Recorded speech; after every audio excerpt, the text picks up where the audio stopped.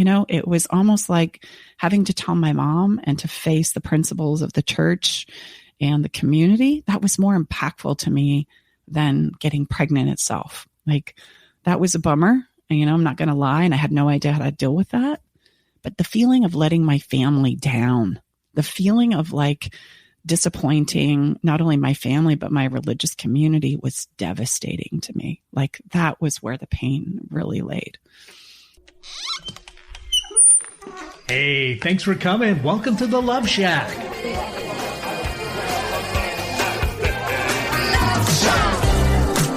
Hey, welcome to the Love Shack. It's a little place where we get together, explore fresh perspectives, and eavesdrop on juicy conversations to discover the things that really matter while having a little bit of fun along the way. This is episode 91, Pregnant and Mormon at 17 in Salt Lake City, my journey to true love and relationships. Yeah, this is something that I've been asked to share, and I'm happy to share because we can learn and understand so much through other people's stories. And I'm not going to lie, this is one that takes me way back to the year of 1981. And in 1981 was really when I stepped into the journey of really doing the work that I do now. But I had no idea what was coming for me. I had no idea how to navigate what I was experiencing or where I found myself. And neither did my family, right? It was kind of something, like I say to our clients, we figure this stuff out as we go. And boy, has that been true for my journey as well. And so I'm going to share this story with you. We're going to get really raw and real, and Tom's going to hold my hand as we do it, and he's going to ask me some questions that you're probably asking yourself as the story unfolds. Like, well, geez, girl, do you not know how pregnancy happens? Like, you didn't have to go there. I know. I heard that. I've heard that before.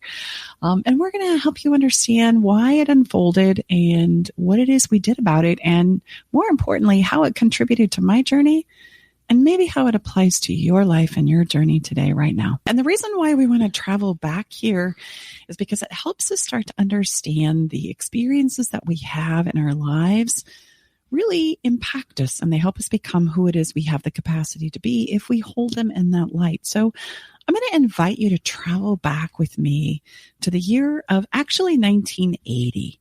And the reason why this was a significant year for me is after being with my mom for 10 years, just her and I, my older siblings had left the home. My father died when I was quite young. So my mom and I had spent 10 years basically doing our own thing. And she met somebody, and his name was Stan, and they fooled around and fell in love. And in the year of 1980, they decided to marry. Now, that all sounds great on the surface, but the thing that we don't share much about is that the fact that Stan and I didn't like each other so much. There was no love lost between us, and he wanted and loved my mom deeply, but had to deal with this teenage girl now who's about 16 years old.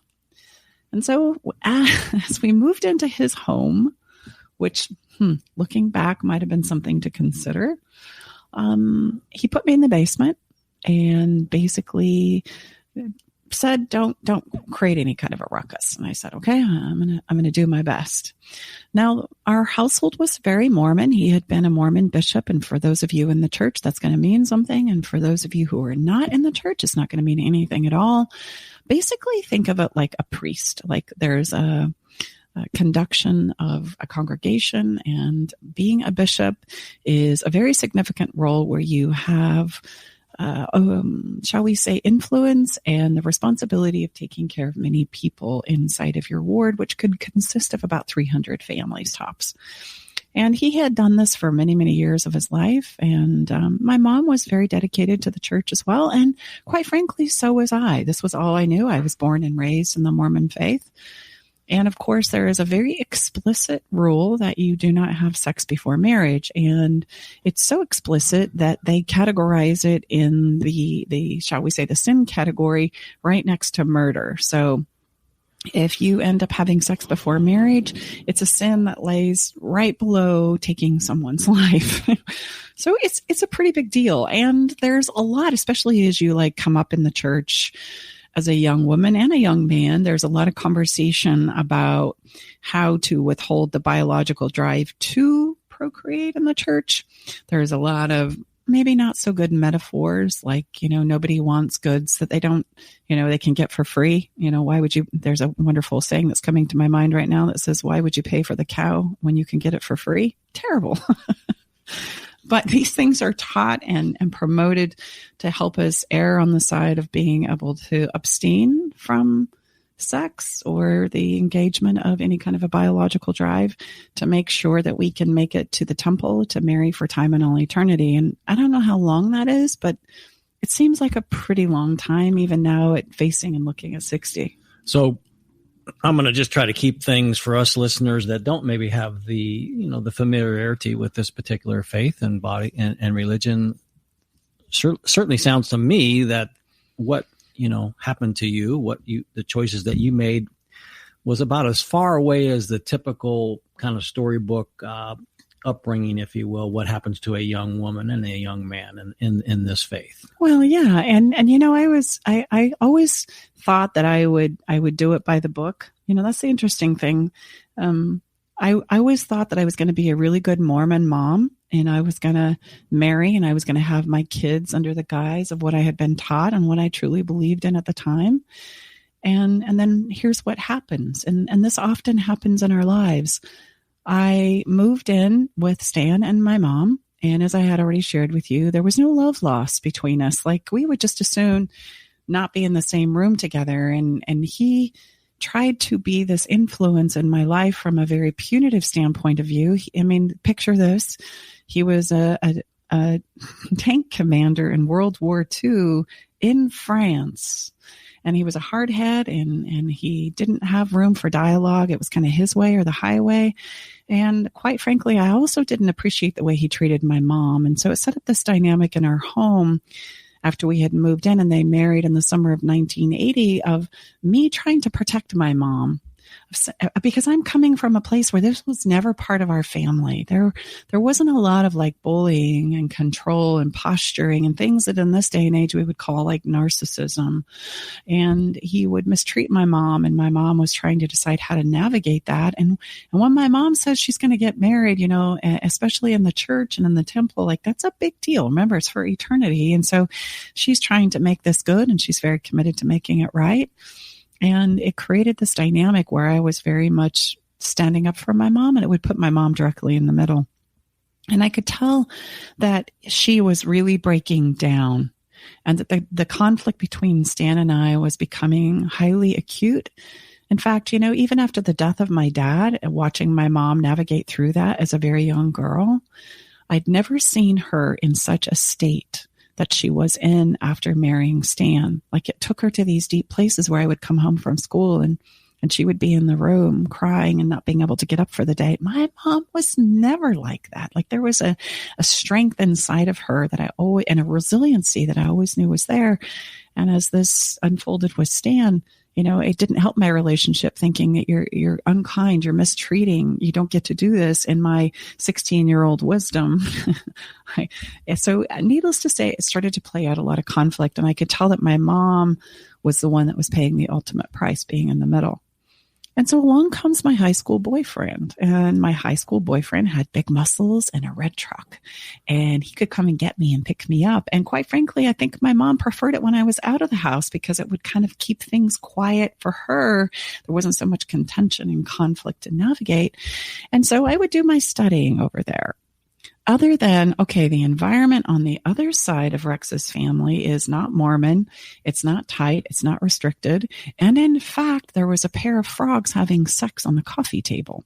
So it was a completely different environment. But I can tell you this, every time I showed up at his home, I was greeted with a smile and with the acceptance and the love that I was missing at home at this particular point in time. Like, they wanted me to be there. They were delighted that I was there. We would go to fun activities. We would have fun experiences. We would have laughter. We would have conversation. And so if push came to shove, where would I rather be? Seeing my mom in a state of like hurt and breakdown and conflict, trying to navigate this. Stay with us. We'll be right back.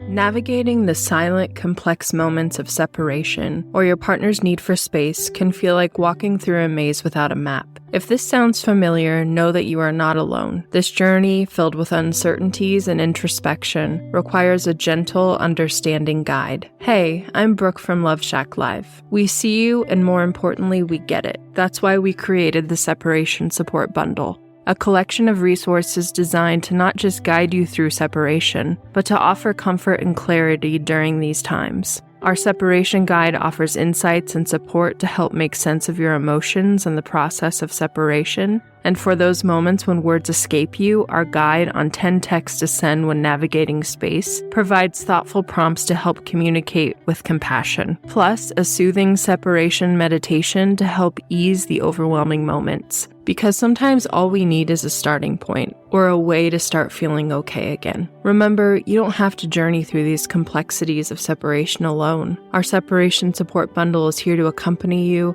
guiding you towards healing, understanding, and most importantly, the renewed sense of self. Visit stacibartley.com/bundle today to access your free separation support bundle. At Love Shack Live, we're all about exploring the real stuff that relationships bring, the good and the challenging. So let's tackle this together, because even in the hardest times, there's hope, growth, and yes, even love to be found. Experience between Stan and I, or over here in this other place where they loved me being there. It was a delight to be there. And then let's just say there was a lot of permission and safety. And so this is where I would choose to spend my time to do my studies. I felt smart. I felt beautiful. I felt accepted. I felt loved. I felt appreciated. I felt all these things that I wasn't getting at home. And as time played on, of course, in relationships, even as a young person, so does the biology. And I didn't know how to have the conversations about sex, and I didn't know how to have the conversations about what I believed in. And I didn't know how to stick up and advocate for myself. It felt like a very foreign conversation, because what I was taught was that you just don't go there. You just don't, you avoid it and you don't go there. And remember, that's unholy and it's not okay and it's not acceptable.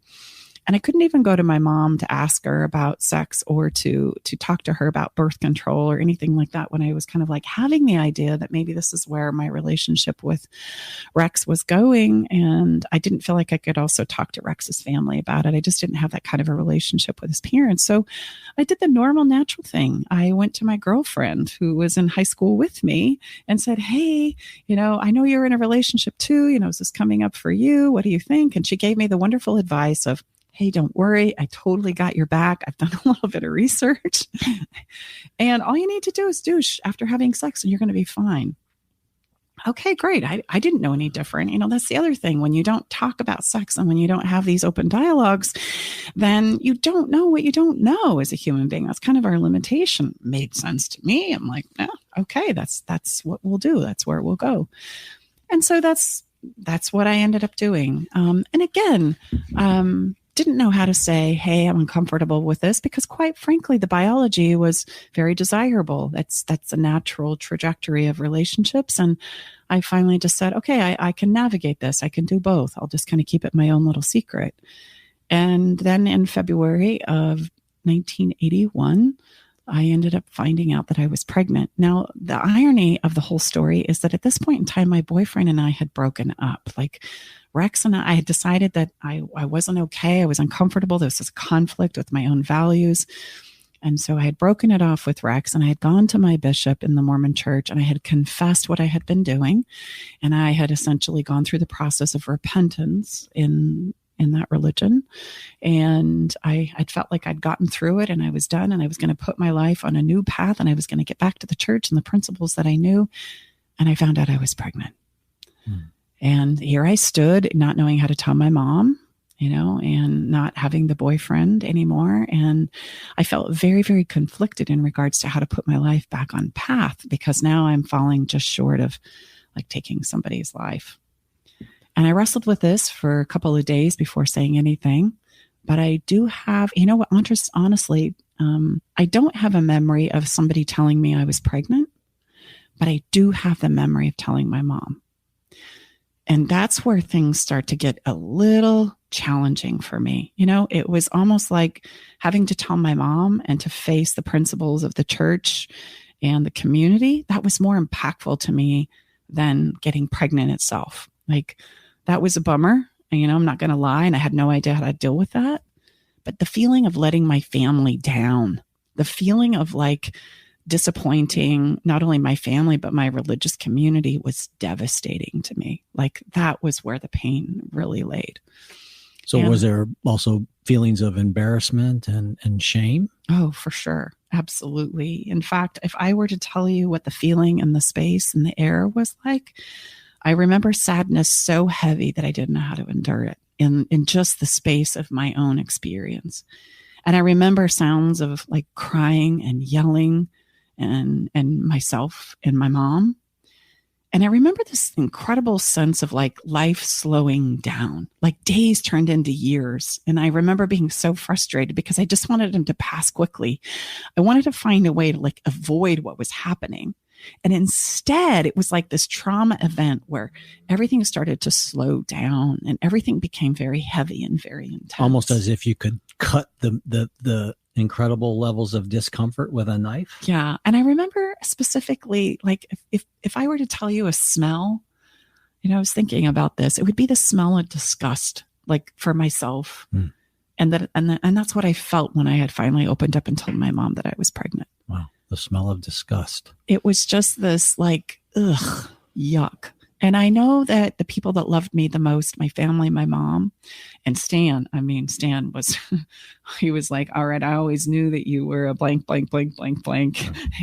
And more fuel for the fire on that side of it. And yes, it turned very, very ugly and very, very. But how about your family and your mom? So my mom, I've always known, I've never, ever questioned, not even for 1 second, whether my mom and my family loved me or not. Like, that has always just been, thankfully, something I knew was solid and foundational.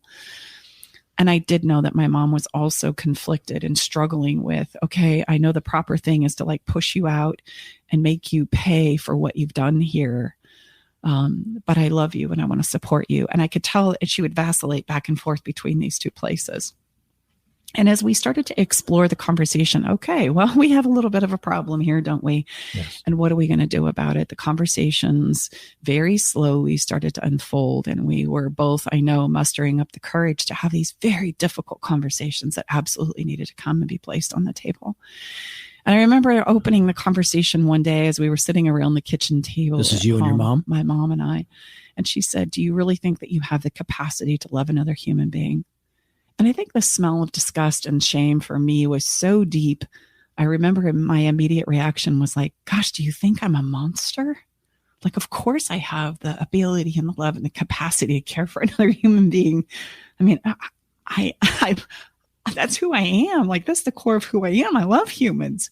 And I remember that like being a knife in my heart. Like, geez, she's looking at me worse than I had thought, right? That's where I went. And as these conversations started to unfold, basically I was giving these options, and they were in this order. Stace, I think the best thing that you could do is we're going to send you to my aunt's house, which is my mom's sister in Seattle. And she's going to take care of you and see this through. You're going to have the baby. You're going to give it up for adoption, and you're going to come back and get back to school. And I remember, okay, on one hand, that sounds like, okay, we can just cover this whole thing up and be done with it. And nobody ever has to know that this is an experience I've had. And my life can carry on as a now turning 17. And then I thought, I knew enough inside of myself, I'm never going to be able to be okay with that. Like that sounds like a secret. That sounds like I need to be more guilty. I don't know how I'm going to be able to run forward with that in my life and be okay with that. But it was a consideration. The next one was just, stay. Well, you know what? I can't say stay. Adoption was also offered to me, to my brother. And I have a brother that at this particular time, ironically, had lost a beautiful baby by the name of Emily to a stillborn at about 8.5 months pregnant. And they were very much grieving loss of this child. And for the family, this seemed like a the replacement for this beautiful daughter that they had lost. And ta-ta, this is going to work out perfectly. You can still have access to the child. You can go back to school. We're just going to pass you along to my brother's family. And we had some pretty in-depth conversations with not only my mom, but my brother and his wife. They had 2 children at the time, and it was very kind and thoughtful for them to offer that to me. And then, of course, there was the option of get married. You're going to call up Rex. You're going to let him know that you're pregnant, and the 2 of you are going to get married, and you're going to pretend like nothing. This is normal and this is natural, and you're going to make this right. That was the way to make it right and get my life back on track. And that was even more preferable than, shall we say, the adoption option. So never was the option to not get married, have the child, and we'll support you however we can, and you'll raise this child as a single parent. No way. Like Stan even came to me and said, if you think for 1 minute I'm going to support you through this and that you can live here and have this child, you need to know right out of the gate that is not going to happen. So clearly that was not an option. Not an option.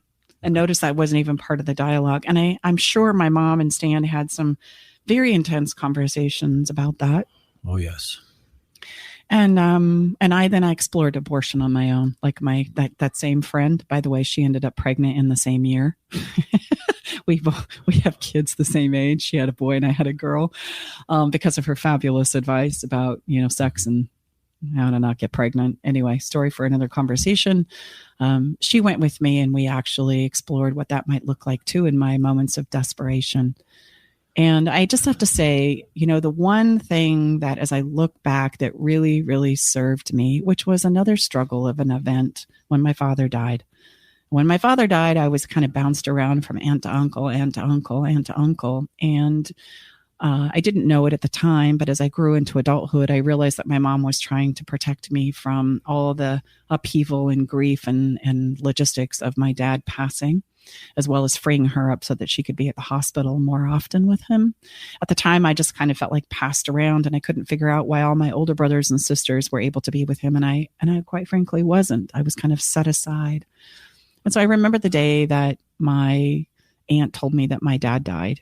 And in that moment, all I really wanted was just my family. I wanted my mom to tell me it was going to be okay.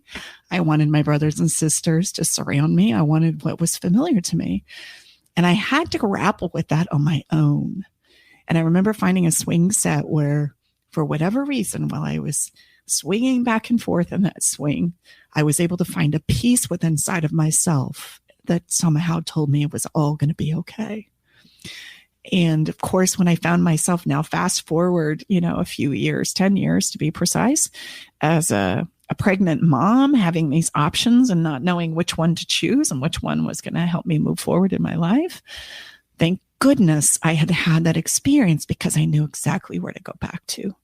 I went back to that place where I felt like I could find my answers and to gain some comfort and some foundation and footing in regards to what was really going to work for me. Because what I became really attuned to was that the decisions I make in this moment are going to affect the rest of my life.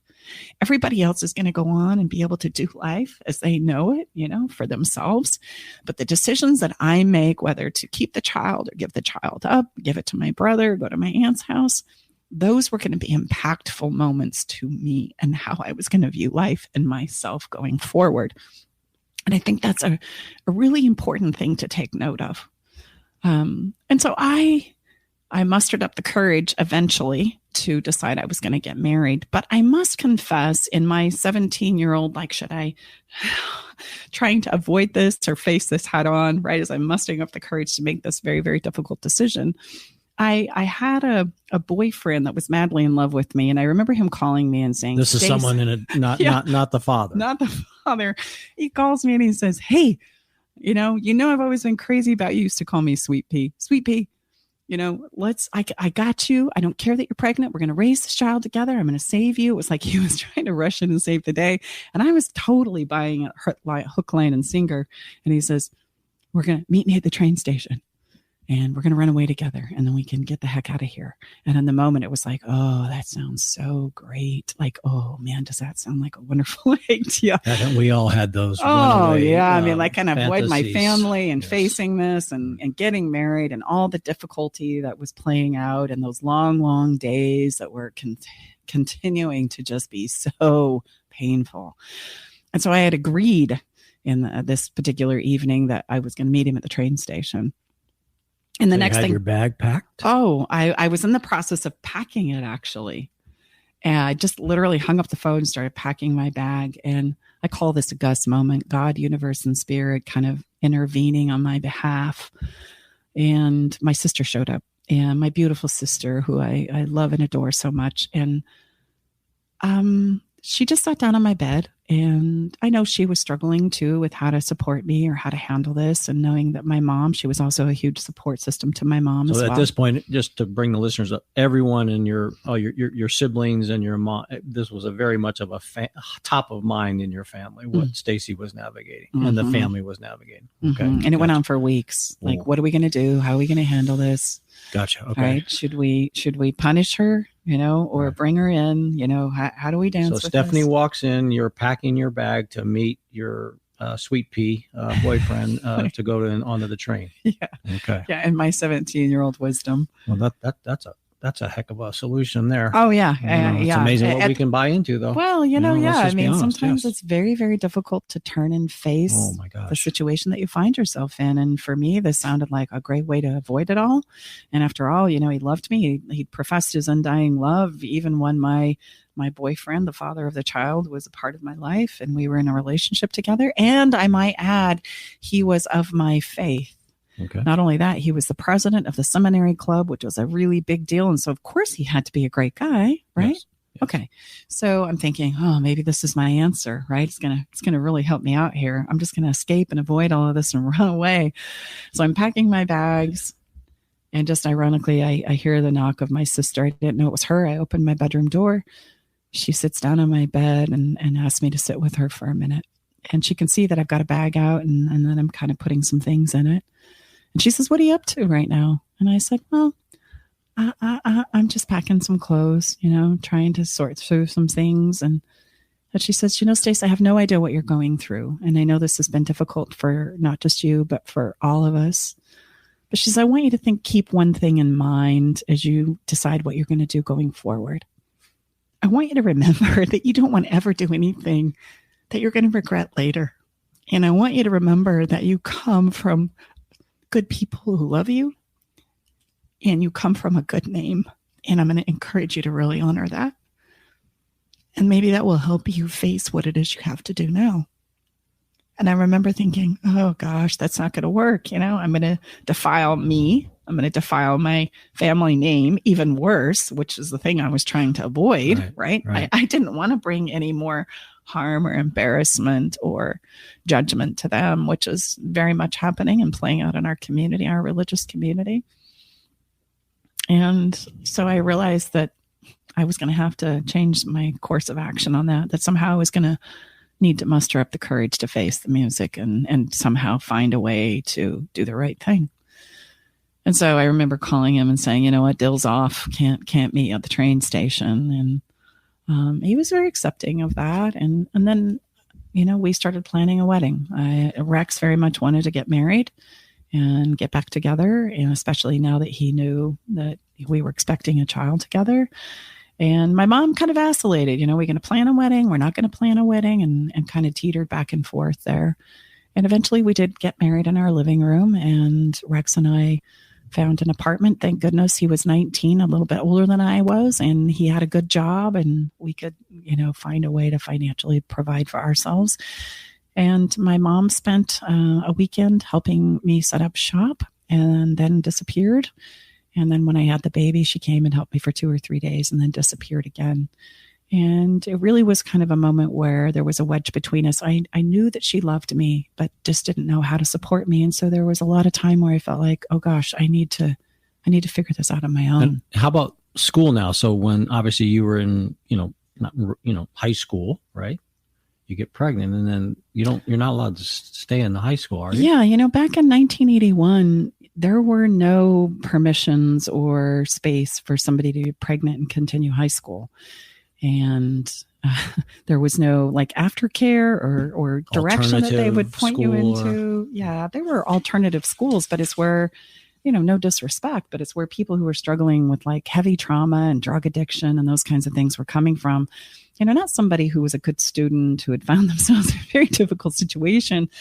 And so I ended up basically meeting with the principal, and he promptly printed off my credits for high school that I had obtained up to this point in time. And he walked me to the school door. And I remember him saying something to the effect that it's really sad that this has happened to you. And I don't have a lot of hope for your future. You've kind of blown it here. And most people in your situation, as this plays out in the future, find themselves on welfare and such, because education is such an important aspect to being able to get ahead in life. So I just want you to know, Stace, as you shook my hand, I wish you all the best. And out the door I went of the schoolhouse with my certificate of classes that I had accomplished, my credits for classes taken. And I that was a good thing, as harsh as that was. I remember standing outside that school door on the porch and on the steps of the school and thinking, I'll be damned. Like, this is not going to be the way my life goes. And I'm so glad you brought that up, because now there's a fire in me that I'm going to prove everybody wrong. I can do this. I'm going to finish school and I'm going to go back to college, and I don't care that this has happened to me, and I will find a way. And, my birth sign is an Aries, and I can get a little fiery. And that was the thing that really lit a fire under me, like telling me I can't do it, telling me that I won't be successful, that I'm basically, because of this mishap or this mess that I've made, this mistake, right, that we call it, has happened in my life, that I'm not going to be able to go forward and have any chance at success or a better life. I don't buy it. I refuse to buy that. Thank goodness. Thank goodness I didn't take his words to heart. And so we did marry. And of course, as you can predict, it didn't last very long. Very quickly, we realized that there was a reason why we'd broken up in the first place. But Rex was very supportive financially and helping us have this child and bring it into the world. And that particular child has been such a gift to me in so many ways. She ended up being a daughter, and her name is Brill. And if she's listening to this, I want to just, oh man, have we traveled some years together. And I bring this story up to you today, and I share this with you for the sole purpose of a few key points that I want you to take away. I want you to first recognize and realize that the experiences that we have in our lives, they contribute to who it is we are and who it is we're becoming. Like my love of relationships and my passion to help people overcome messes, and that it's actually possible. Like you can overcome anything that you find yourself in. And I mean that with a total underscore. And sometimes when things seem the bleakest, that's where we need to turn and face them and navigate through them. And sometimes we need support to do that. And it's okay to need support. We all need support from time to time. And as I found a place to get through high school and to graduate and step into college, I had so many wonderful people who could see my drive and my fire to be better, to better my life for myself and my daughter. They would support me in unimaginable ways. Like so many moments of gratitude and thanks for people stepping up and saying and cheering me on. You can do this, let me help you with this. Let me show you the way here. Let me teach you. I had tutors and teachers and college presidents and professors at the local schools that would cheer me on and help me enroll. And I ended up not only graduating high school, but stepping into college, and thought I was going to be a secretary. Did you know that? Yes, you've shared that with me before. Oh, okay. I just want and the other point that I want to make is that life and love is full of incredible risks. That we never know the path and the path that it's going to take us on. All we can decide to do is choose in, and it's always a risk. I had no idea that the decisions that I made were going to play out like they have. But there's a wonderful quote by a wonderful writer by the name of Jeff Goins, who says, when your past makes sense in your future, You have found your destiny. And that is so true for me, from the death of my father, helping me realize how important relationships are in our lives, that they're precious, to the struggles of trying to decide how I was going to navigate and step into the relationship adult realm at an age of 17 and finding my way, realizing that I loved being a mom, that I loved relationship, that I loved being with a special somebody. It just wasn't that special somebody who was going to be my forever person. And quite frankly, I've had the opportunity, privilege, and gratitude of loving many people who have taught me who I am and who it is I have the capacity to be through the many mishaps and trials of relationships. It has been such a journey that has taught me and inspired me in so many ways. And so many of the frameworks that we teach and that we share with our clients come from these same learnings as I reach for understanding through school and science and human behavior and psychology and therapies, as well as just my own experiential journey. If I could shout it from the rooftops, right?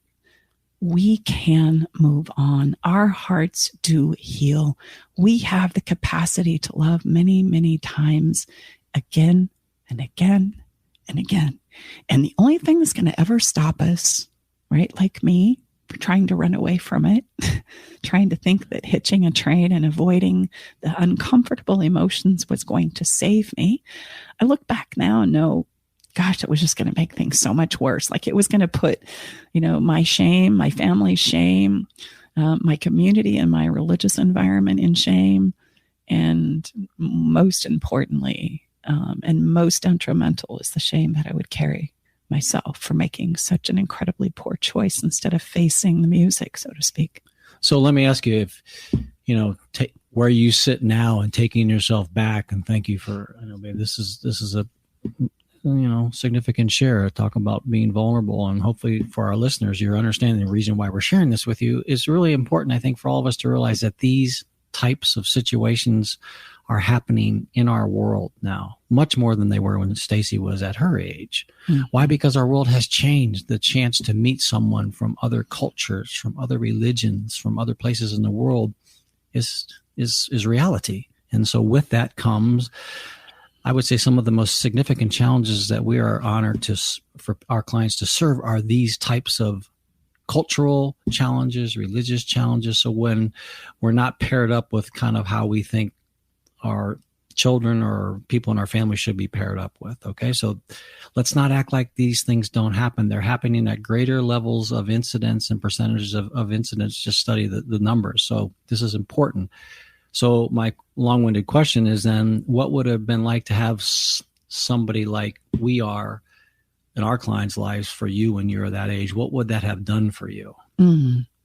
Well, it would have prevented a lot of shame and guilt. And this is a story that we'll have to get into at another time. But, this incident played out for many, many years in my relational experience because I carried such deep-seated shame and guilt about what I had done, not only to myself, but really to my family and to my religious community. I found myself always feeling like I was less than or not good enough. And I was always trying to compensate for that. And so I would choose into relationships where I was trying to prove that I was always good enough. And that really played out unsavvy for me. Like I would always find myself putting up with and going along with things that really didn't work for me. But I felt like it was my duty to be a good wife, to be a good mom, to make it work for my husband, to try and somehow pay the penance so that I could get back in the good graces of my church. And unfortunately, what it would do, it would just break me down. And the choices that I was making were men that were taking advantage of and were manipulating me, not intentionally, but because of where they were too. So for example, my second marriage was, this conversation of we're going to make our way back because he had made big messes. And I thought, oh, thank goodness. And I'd make big messes. And we decided we were going to make our way back into the religious community. And of course, that had its own pitfalls and follies that we'll share with you at another time. But suffice it to say, regardless of what played out and how it went, they were all really great learning journeys for me, hindsight. At the time, they were very difficult. At the time, it just felt like another mistake or another mess that I had made, and I was just never going to be able to get it right and redeem myself. To the point that then I finally just swore off relationships altogether and said, forget it. I'm going to do this my own way. I'm going to stop trying to kind of fit into this. And I also swung really hard to the other side, where I almost kind of became the person who was doing the manipulating, right? We're going to do this on my terms. We're going to do this my way. And I don't need no man. And right, this is how it's going to go down. And that was its own learning journey, for me, of going, no, wait a minute. Now I'm out of balance the other direction. Let's come back and find some more grace in regards to a place that's more congruent with who you truly are in your essence. And I think it's also important is making sure people understand and realize, look, Staci and I, we're not anti-religion. We're not anti-anything. What we are for is wherever you find, or if you find yourself, I should say, if you find yourself in one of these difficult places, specific to say culture and religion for this particular episode, is what we are absolutely about is having it go well. Because in the absence of it going well would be a version I would sense and I would assert would be something that Staci went through. So again, it allowed her to grow and become a better person because of it, but we all have heard experiences and stories where that's not the case. So you might have two people in a relationship and one person is starting to feel like they're drifting away from their culture or they're drifting away from their religion, and the other partner is still very much in there. Well, we're very much about helping them navigate, the couple at hand navigate, how might you make that work? Everything is navigable as long as everybody is open and sharing and there's permission and safety in the situation. So it's not one person or one side is wrong and one person or one side is right. You're never going to get anywhere. What it is, it's a very personalized individual situation, but nothing can happen. And you hear us say this over and over without permission and without safety. And this is where we are very skilled to bring that safety. Many times the safety has to come from outside skilled facilitators, because otherwise you already would have had the safety or you wouldn't be in the situation. Well, and I just want to point out that even though I'm no longer practicing Mormonism, most of my family are. In fact, our roots go very, very deep in that we had ancestors that came across the plains and settled Salt Lake City. So it runs deep in my family and in my heritage. And when I stepped away from the church, that was a big gulp moment, not knowing if my family was going to really accept me or not. That's a big conversation in the Mormon church, and in other churches as well, yeah, right? Absolutely. This threat of being pushed out. I knew I had to step away though, because there was a critical moment where I knew I was breaking down instead of breaking through with my church. And I stepped away, and there was some disappointment and heartache there. But through conversations with my family, and because I had learned and studied mediation and human behavior and therapy and trying to put my own wills on at this point in time, and this was many years after my pregnancy of the first child. And I had married the second time, and we had gone through the temple and tried to make it right and do it perfectly. And then that fell apart. And then that's when I started to kind of go, wait a minute, I've tried to do all the things right, and I'm still not successful. I'm still not thriving. I'm still not becoming the person I feel like I need to become. And that's when, before the divorce of my second husband, we stepped away from the church. And I had to confess to my family, and now that, okay, I'm stepping away from the church, I'm going to let go of this. And there was a lot of disappointment and heartache there. However, because of our respect and love for each other, there was open conversation and dialogue back and forth, not in the beginning, but over time, as they could see that I was going to still support their families and show up to church functions where I could. And they did their best to try and support and understand where I was coming from. And literally our communication became about understanding each other and where we were in our journeys. And we let go of feeling unsafe, like they had to enroll me back into the church and that I had to enroll them out of the church, that we could just allow each other to have the choices and the permission for those choices as they played out in our lives. And we could find other ways of cheering each other on and supporting and loving each other. And I want you to know we've also done this in couples, where one couple decides to stay in the church and one couple leaves. One person of the couple. Yes. One person in the couple. Because you can do that in relationships and in families as well. But it is so So scary. I remember being in that place when my second husband started to waffle in regards to our agreement to make this all right and perfect, right? And he started to waffle in the church, and oh boy, that was a big deal. Like, I was like, this isn't okay. This is not going to go well. You need to pull it together. I was really harsh and very judgmental, just as people had been towards me at this point in time when I was 17. Well, I would sense, it's, you correct me if I'm wrong. It feels like, and it sounds like, it's like you're literally being rattled at the core of your foundation. Sure. 100%. Yes. And it's all you know from being brought into the world, right? Yeah. So. And to have somebody who has a new and refreshing perspective of hope on that there is a way to navigate through this, man, would that have really served me. And quite frankly, I choked the life out of my second husband, and taught me a really good lesson about safety and permission that's so important in our relationships. Many more stories to tell on that front, but so important and critically necessary.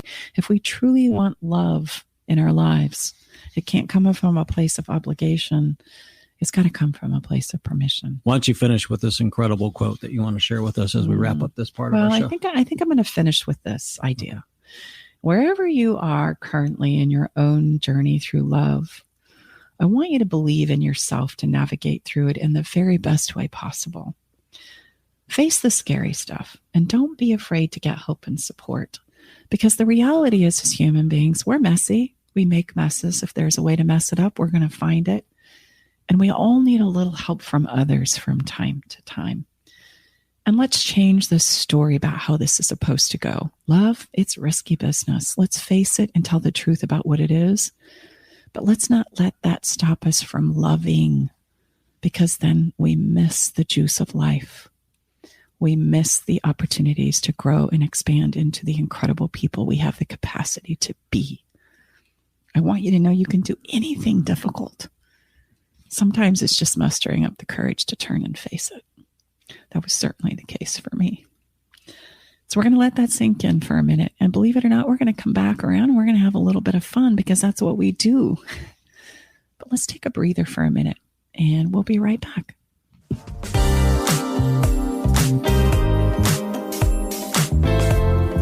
Hey, babe, did you know that the average couple spends only 2 hours a day with each other? And the majority of that time is spent eating, watching TV, and surfing social media rather than connecting with each other. And if children are involved, my gosh, it's even less time than that. I know, babe. That's why you created our conversation cards for connection, because they're the perfect conversation starter. So the next time you're sitting on the couch, rather than turning on the TV or grabbing your phone, pull out a card and get ready for some good old-fashioned laughter and love and connection. Yeah, you can get your cards at stacibartley.com. Alternative Talk 1150. Talk radio for the body, mind, and soul. Welcome back inside the Love Shack. Tom and Staci going to be stepping into a little bit of follow the fun. What's the fun? Well, for our new listeners, I want you to know we do this every single time on our podcast, because it's important for us to know we can shift gears anytime we choose to. And sometimes we just need to put those problems on the shelf and go have a little fun so that we can refuel to get through the many difficulties that we know at some point in time, if we're not facing them now, we're going to have to face in the future. And it's always the little things. It's always the simple things that refuel us, but it's got to come from a place of novelty and play.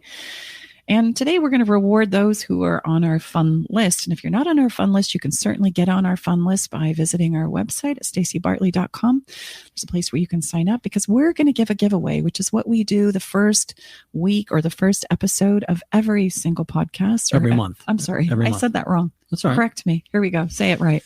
The first episode of every month is we have a giveaway. Staci just said maybe every podcast, maybe every episode, maybe. But anyway, at the moment, it's the first episode of every month. We have a giveaway. We're going to bring in our awesome engineer, Eric. We're going to put him on the spot here. Mm-hmm. He's going to choose a number between 1 and 100. And what are we going to give away today? We've talked about the giveaway, but not the prize. The prize is going to be a signed, personalized copy of our book sent right to your door. Staci's book is now out, it's anytime now, it will be out in paperback. So. Okay, so drum roll. Wait a minute. I got to get the list. Let's do the list. Here we go. I got to put on my glasses, Eric. Okay. All right, Eric, go ahead, sir. I think we're armed and dangerous now. Fire away. Awesome. Well, it's July 7th, so 7th month, 7th day. Why don't we go with 77. Whoa. I thought for sure you were going to do 14. Yeah. It goes up to 77, right? Yes, It does. Well, 77, Awesome. 77. I love it. I love where you're Well, here's going. the drum roll as we find out who it is. Love it. We're going to go with just some of the email. Oh, I know. Here we go. EJTB at. I'm going to leave that part off, but that's an interesting email address. EJTB. We're going to be reaching out to you via this email address. Congratulations, Edged. Yeah. Edged at mystery. Yes. Very good. We'll be in touch soon and receive your mailing address so that we can get your gift in the mail out to you. And as we get ready to circle this episode, we're going to also leave you with a song, because we do that every episode as well. We want you to feel what we've talked about and what we've explored together. And great song this week, ladies and gentlemen. I think we've shared this before. It's all right. You could probably hear it every day and it would be applicable. But man, it sure was a song. I remember the first time I heard the song, and this is a song by India Arie, and I love her. She calls herself Acoustic Soul. She's just an incredible lyricist and musician, and I resonated with her starting in about mid-1990. She had a song, though, when it came out, I literally sat on the bed and had to cry for a minute. And this song is called Strength, Courage, and Wisdom. And the words are, I must step out on faith and show my face. And man, if I had many, many rants of that. I've been a victim for too long. Freedom is mine to take. And it's true and available for all of us. And then the chorus line says, like strength, courage, and wisdom, it's within inside of me. And it has been all along. And so I encourage you to listen to this song and let it resonate with you, especially with the conversation that we've had today. Anytime my knees are shaking or I'm feeling a little weak, like, man, this is a big one. I'm not quite sure how to face and take this one on. I'll let India Arie sing in my ears. And somehow it just helps me find and muster up the ability to turn and face what I need to face in the moment. So I hope that it resonates with you too. And that as you play that song in your own life, that you'll find the courage to face whatever might be going on in your life. And if you yourself, again, are going through something like this, or you have someone in your circle, we would just respectfully ask, share this. This is important. We all know of these types of intense, circumstances and challenges, or you have read of one or heard of one. And you know what? There is an answer. There is a solution. And this is what we do. StaciBartley.com. Work with me. We'll share very simply how we work with our clients. There's many different ways. It's not a one size fits all at all. Yeah. But the first thing you have to do is be able to turn and face it. Mm-hmm. That's usually the hardest part. I was on a train, man. I was on a train out of here. I'm not quite sure where it would have taken me. We didn't even have a destination. I don't even know how we were going to pay for it. It was just I think that's the real story of what many of us would metaphorically do many times, but yes, at some point in time, the answer is be able to turn and face it. And yes, it's incredibly helpful to have skilled and objective and impartial people around us to help us take our next best steps. Yeah. And a shout out to my sister today. Thank you so much for saving the day. You have no idea how timely that was. And also, if you're knowing that you need a little more fun, maybe a giveaway wasn't your thing today, but you can go back to many of our episodes and there are things that we actually lay out and give you step by step to do and implement. So you can listen to those as well. You can fast forward through the episode and just get to the follow the fun moment. So I think that's what we need to do right now. Mr. Bartley, I think we need to step out and go have a little bit of fun. What do you say? Sounds good. Okay. It's been great to be here with you inside of the Love Shack. Thank you so much for listening and spending some time here with us. And gosh, if you have a conversation that you would like to have or questions about love and relationships and sex that you have burning in you right now, don't hesitate to reach out to us and let us know what those are, because we're committed to having the conversations that matter most to you. So until we see you again, ta-ta for now. See you soon.